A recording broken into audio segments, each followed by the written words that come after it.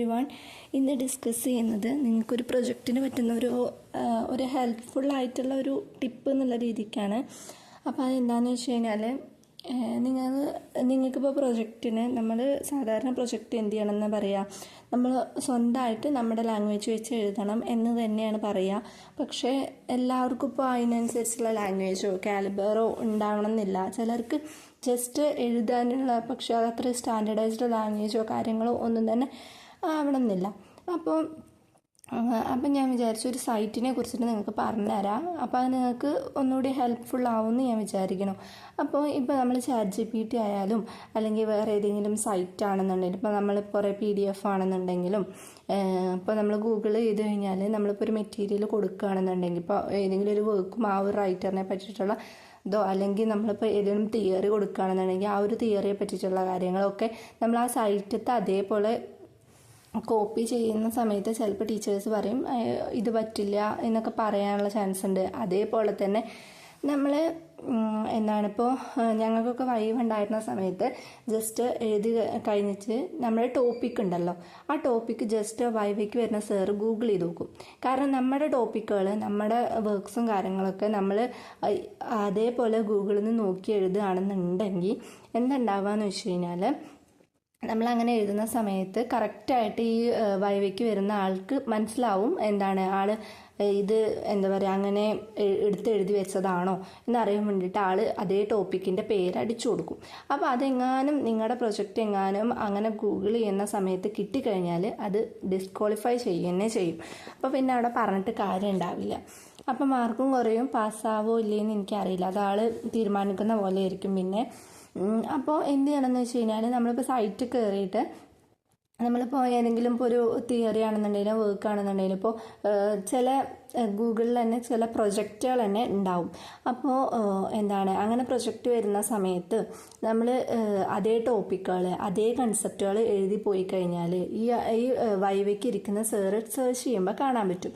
അപ്പോൾ എന്ത് ചെയ്യാന്ന് വെച്ച് കഴിഞ്ഞാൽ ആ ഒരു പ്രൊജക്റ്റിന് ടോപ്പിക്കിൻ്റെ നെയിം മാറ്റുക, അതേപോലെ തന്നെ അതിൻ്റെ കണ്ടൻറ്റുകളിൽ കുറേ മാറ്റങ്ങൾ വരുത്തുക. അതെങ്ങനെയാണെന്ന് വെച്ച് കഴിഞ്ഞാൽ, നിങ്ങൾ എടുത്തിട്ടുള്ള ആ ഒരു PDF, ആ ഒരു PDF ആയാലോ സൈറ്റ് ആണെന്നുണ്ടെങ്കിലോ ആ സൈറ്റിലുള്ള പോർഷൻസ് കോപ്പി ചെയ്യാം.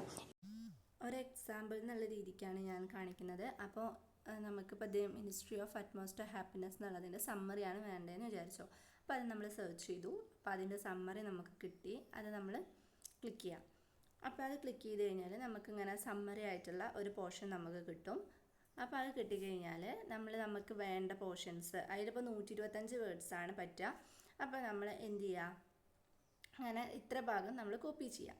അപ്പോൾ അതങ്ങനെ കോപ്പി ചെയ്ത് കഴിഞ്ഞാൽ പിന്നെ നമ്മൾ എന്താ സെർച്ച് ചെയ്യണമെന്ന് വെച്ച് കഴിഞ്ഞാൽ, നമ്മുടെ പാരാഫ്രൈസ് ടൂൾ എന്ന് അടിച്ചു കൊടുക്കുക. പാരാഫ്രൈസിങ് ടൂൾ എന്ന് അടിച്ചു കൊടുക്കുക.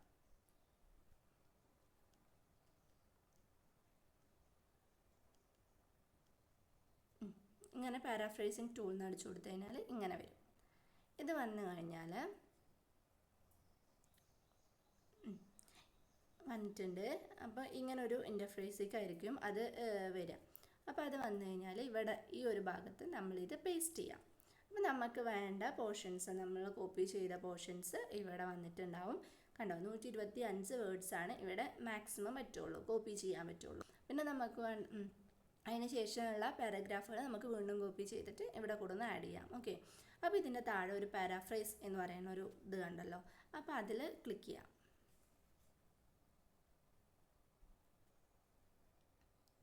അങ്ങനെ ക്ലിക്ക് ചെയ്യുന്ന സമയത്ത് നമ്മൾ കോപ്പി ചെയ്ത അതേ സാധനത്തിൻ്റെ മീനിങ്ങും തീമും ഒക്കെ അതേപോലെ തന്നെ ആയിരിക്കും. പക്ഷേ അതിൻ്റെ സെൻറ്റൻസിൻ്റെ സ്ട്രക്ചറിലും അതേപോലെ അതിലുള്ള കുറേ വേർഡ്സുകളൊക്കെ ചേഞ്ചായി വന്നിട്ടുണ്ടാവും.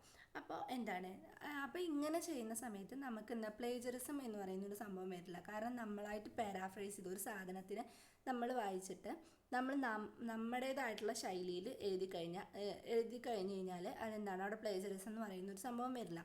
അതേപോലെ തന്നെയാണ് നമുക്കിപ്പോൾ ഒരു സൈറ്റിൽ കയറി നമ്മൾ ആ ഒരു സംഭവം സെർച്ച് ചെയ്തു, ആ ഒരു PDF ആയാലും സൈറ്റിൽ നിന്നാണെന്നുണ്ടെങ്കിലും നമുക്കത് വായിച്ച് നമ്മളതിൽ നിന്ന് കുറച്ച് പോർഷൻസ് കോപ്പി ചെയ്ത് ഇതിൽ കൊടുന്ന് പാരാഫ്രൈസ് ചെയ്ത് കഴിഞ്ഞാൽ ആദ്യത്തെ വേർഡ്സും ഇതും തമ്മിൽ യാതൊരു കോപ്പിയിങ്ങും ഉണ്ടാവില്ല. അപ്പോൾ അവിടെ പ്ലേജറിസം എന്ന് പറയുന്ന സംഭവം ഉണ്ടാവില്ല.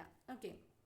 ഇനി നമുക്ക് ഇത് വേണ്ട, നമുക്ക് ഒന്നുകൂടി പാരാഫ്രൈസ് ചെയ്യണം സ്ട്രക്ചറുകൾ എന്നുണ്ടെങ്കിൽ ഇവിടെ ഒന്നുകൂടി റീഫ്രൈസ് കൊടുത്തു കഴിഞ്ഞാൽ ഇവിടെ വീണ്ടും അതെന്താണ് അതേ മീനിങ് തന്നെ ആയിരിക്കും, പക്ഷേ അതിൻ്റെ സെൻറ്റൻസ് സ്ട്രക്ചർ ആണെന്നുണ്ടെങ്കിലും അതിൻ്റെ വേർഡ്സുകളാണെന്നുണ്ടെങ്കിലും അതിലൊക്കെ മാറ്റം വരും.